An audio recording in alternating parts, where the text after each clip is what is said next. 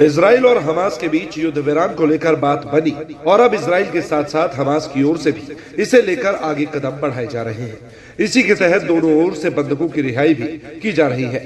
Israel और Hamas Gaza युद्ध विराम समझौते के तहत एक दूसरे के बंधकों को छोड़ रहे हैं। इजराइल ने सोमवार तड़के 90 फिलिस्तीनी कैदियों और बंदियों को रिहा कर दिया। गाजा में हमास की कैद से 3 इजरायली बंधकों के इजराइल लौटने के कुछ घंटे बाद इन बंदियों को लेकर बसें इजराइल की ओर जेल के गेट से बाहर निकल गई।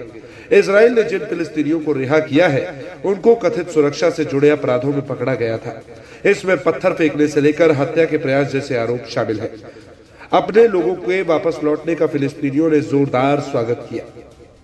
इजराइल की ओर से रिहा किए जाने वाले बंदियों में सबसे प्रमुख 62 वर्षीय खलीदा जरार है, जो फिलिस्तीनी मुक्ति के लिए लोकप्रिय मोर्चा PFLP की सदस्य है।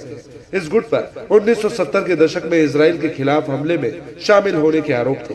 बाद के वर्षों में ये गुट उग्रवादी गतिविधियों को छोड़कर अहिंसक आंदोलन, जो इजरायली हमले में मारे गए हमास अधिकारी सलेह अऊई की बहन है।